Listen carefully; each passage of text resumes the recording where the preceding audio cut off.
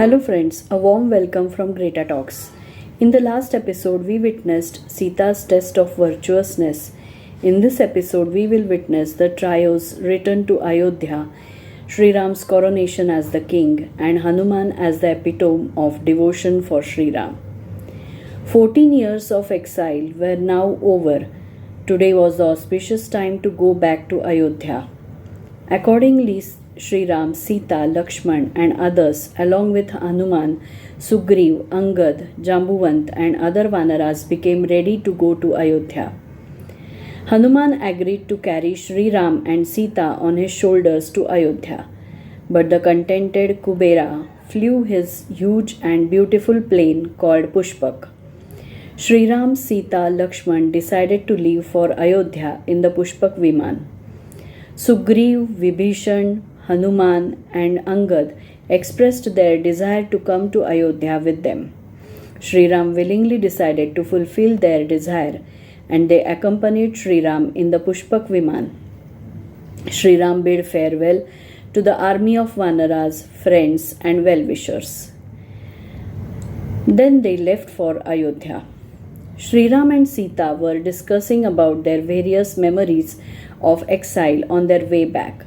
Shriram showed Sita the places which could be seen from the above in Pushpak Viman. The Rishyamukh mountain on which Sita had cast her earring, Kishkindha, the city of Sugriv, the hermitage of Sage Matang, where Shabri's tasted berries were eaten by Shriram, the Pampa lake, the place where they had encountered and had killed the demon Kabandh, the sacred place where Jatayu died fighting with Ravan, the scenic Panchavati, their hut in Panchavati, the banks of the river Godavari, the trees and vines, lakes which were seen by Sita. Shriram was giving information about various places. Then sage Agasthi's hermitage was seen, where the great weapon was given to Shriram by the sages to kill Ravan. Then was seen the hermitage of sage Sutikshna, the place where Shriram had met a group of sages who were tormented by demons. Shriram had banished those demons and freed the sages from fear. Then they could see the hermitage of Sharabanka. Then the place of the battle with the demon Virad, followed by the Chitrakoot mountain where Bharat came to visit. Then the hermitage of sage Bharatwaj and the kingdom of Shringaverpuri Guha. They could see the Mother Ganga where they had crossed the river. Shriram sent Hanuman to Ayodhya to inform Bharat about their arrival. Hanuman reached Ayodhya in the wink of an eye. He informed Bharat about the arrival of Shriram in Ayodhya, which exhilarated him. Bharat went to welcome Shriram on the boundaries of Ayodhya. Shriram embraced Bharat lovingly and inquired about his well-being. After arriving at the palace, Shriram first went to Kaikeyi's palace and folded his hands respectfully to her. Kaikeyi fondled Shriram, Sita, and Lakshman lovingly. She was remorseful for her evil deeds. His mothers Kaushalya and Sumitra hugged him and shed the tears of love. Lakshman's wife Urmila met them. Despite living in the royal palace in Ayodhya, she continued to lead an ascetic life, deprived of her husband's company. Even the city of Ayodhya seemed to have been revived after 14 years due to the return of its king Shriram. Bharat expressed his wish that Shriram would soon reign the kingdom. Vasishtha and Narad declared an auspicious day for the coronation of Shriram, and finally Shriram became the king of Ayodhya. Shriram and Sita were seated on the throne of Ayodhya.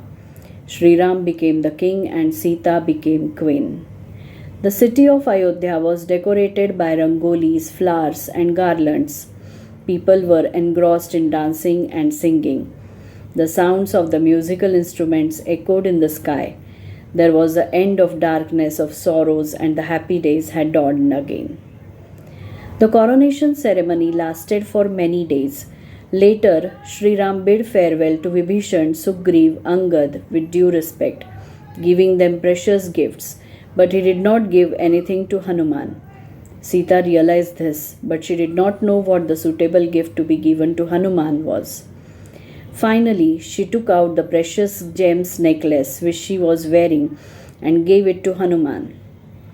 Taking the necklace, he folded his hands to Shriram and Sita, and he went out and sat on a tree. He started looking at each gem in the necklace.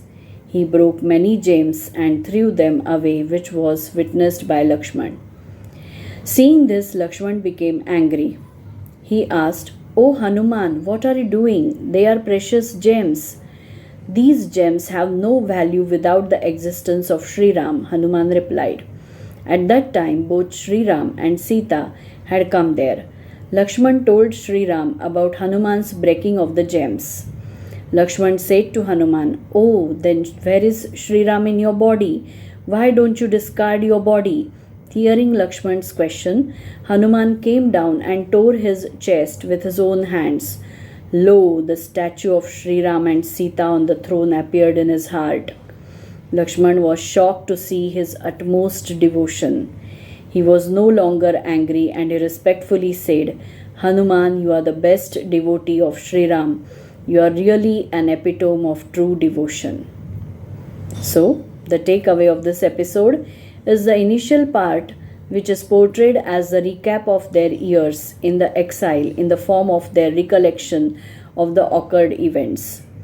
It portrays the longing of his brother Bharat, their mothers, and the citizens of Ayodhya to meet Shriram, Lakshman, and Sita after 14 years. It portrays the utmost devotion of Hanuman for Shriram, his state of mind when he treats the existence of his deity above all the worldly treasure and pleasures. Nothing in this whole world is valuable for him than his single-minded veneration for Shriram. So this is all about this episode. Stay tuned for the next episode in which we will witness Sita's renunciation by Shriram. So thank you and goodbye.